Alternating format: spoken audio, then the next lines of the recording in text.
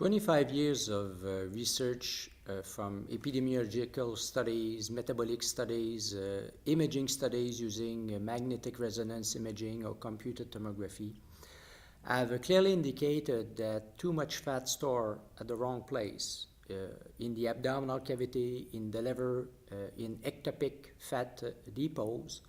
was associated with a constellation of metabolic abnormalities, increasing the risk of comorbidities such as type 2 diabetes and cardiovascular disease. On March 11, 2011, was published online in the Lancet a remarkable paper from the Emerging Risk Factors collaboration. Indeed, the investigators from the University of Cambridge in the UK have conducted a study which was the result of a formidable effort. Indeed, they were able to analyze more than 220,000 individuals from 58 prospective studies. In these studies, they had access to the risk factor profiles, so presence or absence of diabetes, blood pressure, lipid profile, as well as to the anthropometric indices that are commonly used to assess adiposity, that is the body mass index, the waist circumference, and the ratio of waist to hip circumferences. The author reported that after control for the traditional risk factors, the adiposity indices such as BMI, waist, and waist-hip ratio were of little use in predicting risks of cardiovascular disease. Therefore, this message is very important for the primary care physician. For the primary care physician, in order to assess risks of cardiovascular disease, one does not need to pay attention to the adiposity indices. However, a very important notion discussed by the authors in their paper is that we need to keep in mind that obviously the adiposity indices were strongly correlated with the lipid abnormalities, the blood pressure, and diabetes. So from a clinical standpoint, of course, if we want to assess risk of cardiovascular disease, despite the fact that the adiposity indices are not independent predictor of cardiovascular event, the clinician needs to keep in mind that high adiposity is the reason why a very large proportion of his or her patient would be characterized by diabetes, hypertension, and lipid abnormalities. Now, in a context where it is very difficult in clinical practice to lower adiposity in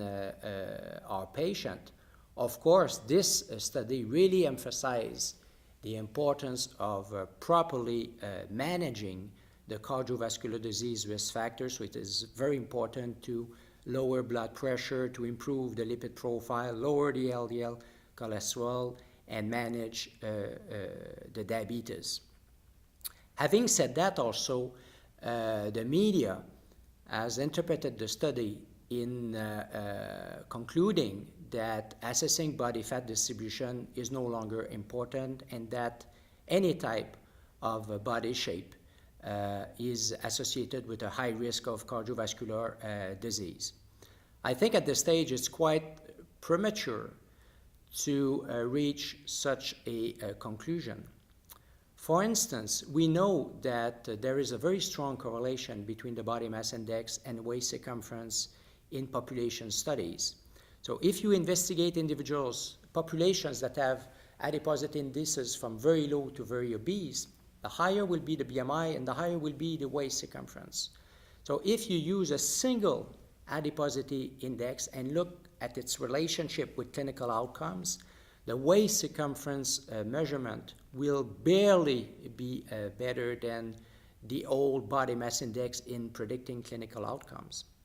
Having said that, now there is emerging literature clearly indicating that for a given body mass index value, there is considerable individual variation in waist circumference, and that for a given body mass index value, an elevated waist circumference will be predictive of an increased likelihood of finding a patient with too much visceral fat, too much ectopic fat, and with the comorbidities increasing further his or her risk of diabetes and cardiovascular disease. So a very important message to keep in mind is that we should not discuss any further whether it's the BMI or waist circumference which should be the primary adiposity index to be measured in clinical practice, but rather that we need both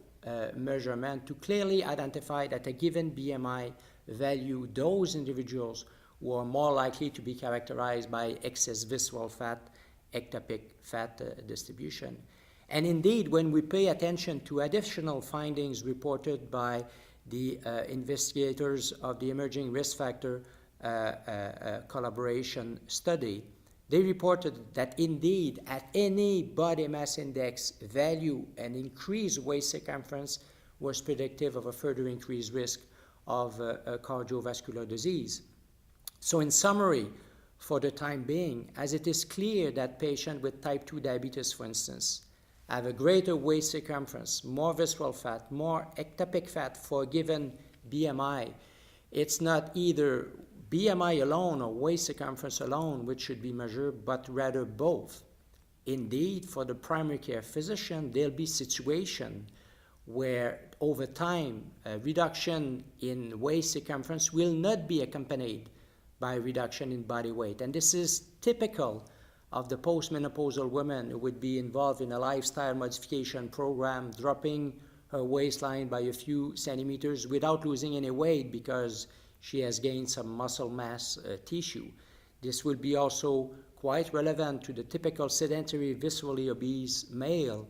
who would drop his waistline by a few centimeters without losing a whole lot of body weight because that sedentary patient becoming physically active has increased somehow his muscle mass. So therefore, for the time being, I think this remarkable epidemiological study clearly indicates that for cardiovascular disease risk assessment, an adiposity index is not needed. However, when comes the time to translate those formidable epidemiological results to clinical practice, I think that the conclusion that we should drop the waist circumference and only use the old-fashioned BMI is certainly premature.